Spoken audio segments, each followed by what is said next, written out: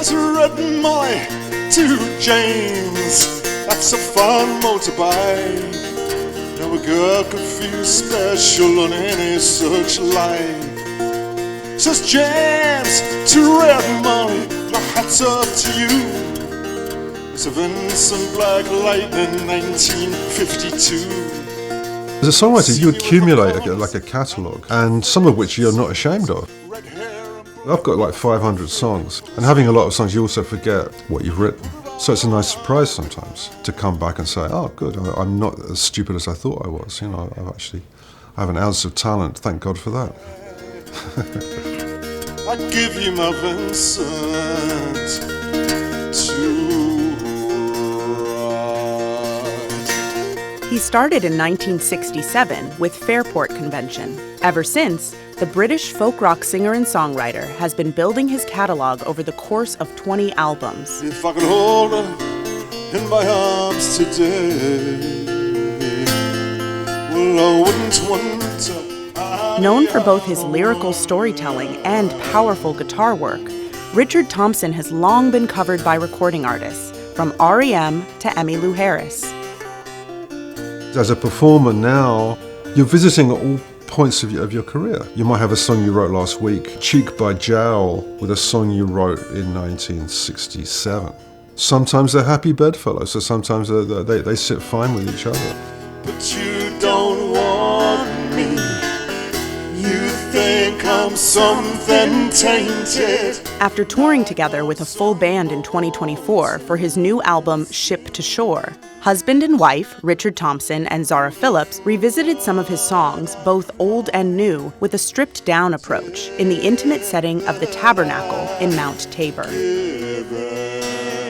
It's nice to have Zara along if she's available to sing harmony. For me, it adds another dimension to shows. Richard is such an amazing songwriter, so he's so good at storytelling and pulling you in.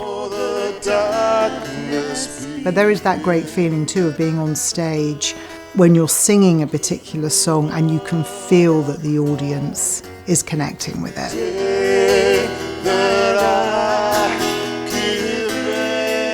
It's special. On the wall of death, all the world is far from me. On the wall of death, it's the nearest to being free. You know, in a band, and when we're recording, you can hide a little bit. The switchback will make it crazy. We're up a bearded leg. Playing somewhere like the Tabernacle, I have to nail those harmonies because people are going to hear everything. Many of the folk and rock legends who've played inside this unique Victorian-era meeting house love coming back. We're finishing our 27th year. And the whole idea was it's a listening room, a strict listening room.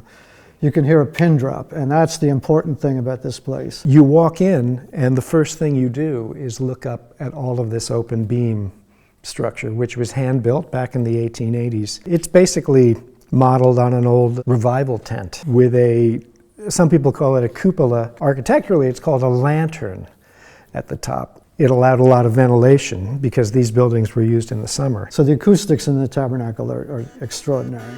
Because that's what it was designed for. It was designed for traveling preachers. Thanks so much. Oh, you're very quiet. Sort of reverential. I like it. It's good.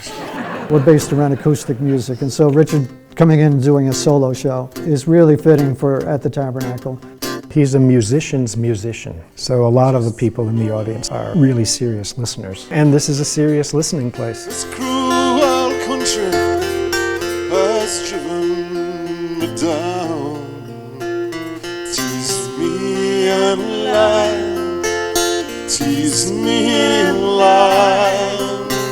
There was a wonderful energy in there, and all of that helps, I think, when you're singing. And what's so lovely as an artist is when you're playing and you know people are really there to literally enjoy and lap up the music. My dreams are withered and died. It's an intimate venue, which is great fun to play. And the nice thing about the Tabernacle audience is they're very respectful and they're very responsive. This is not the easiest place to see a show. You are sitting in 1800s pews. There's no lobby to go out to, to go on out to the lobby and and take a break. Just the whole area outside the Tabernacle, the houses, I mean, it's like a storybook. It's so beautiful. It's general admission. And so the very first show that we did here, I wasn't exactly sure how the line was going to happen. I assumed that the line was going to go down the hill, and they instinctively went up the hill and have ever since. There's a camaraderie on the line that happens. It's very special. And they come back. And they come back, and they come back. So it's not the performer alone, it's not the lighting, it's not the sound, it's not just the audience, it's all those things coming together. It always makes some kind of magic. Love is a mystical thing. I swear I hear choirs celestial sing. Love doesn't come every day. It comes like a bolt from the blue, burning and blinding and true.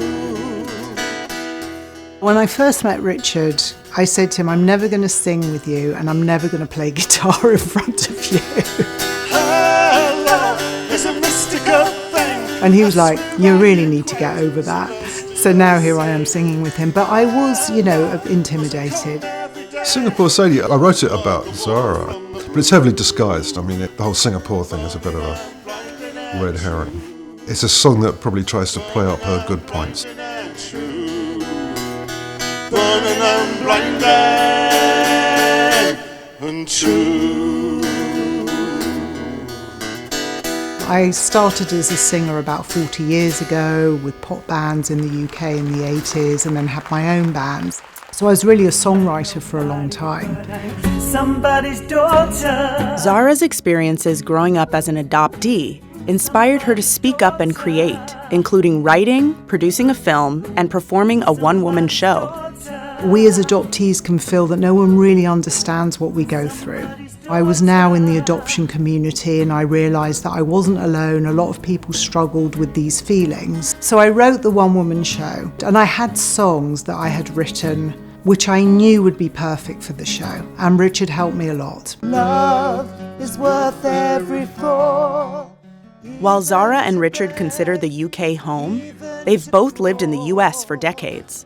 When they married in 2019, New Jersey became their second home. Even to bed. He teaches me some really hard harmonies, but it pushes me, and he's also open to suggestion. So I feel it really is a two-way thing. Even on his material, I'll say, well, how about this or that? Just making out now. It works well. I'm walking on a wire. I'm walking on a wire. As a solo acoustic guitar player, one of the challenges is to make enough noise. I play kind of a pick and finger sort of hybrid finger style, which also helps to get the sound bigger. In the style that I play, you can play solos. During a set, you might play stuff that's louder. One of the nice things about playing acoustic and about playing in a small venue, if you throw in a quieter song, you can almost feel the audience kind of leaning in. Dutch courage is the game. The ghost to you walks. The ghost to you walks. The ghost to you walks. I've got a song that I played, The Ghost of You Walks. I really think of that as a leaning in song. It has that quality to it. And it's also down sometimes to the kind of stillness that you can create. Almost the silence you can create in the room, so that you can hear a pin drop. It's quite rewarding to get that kind of stillness and get people listening in that way. At the end of an evening where you can do that a couple of times, then you'd be very happy.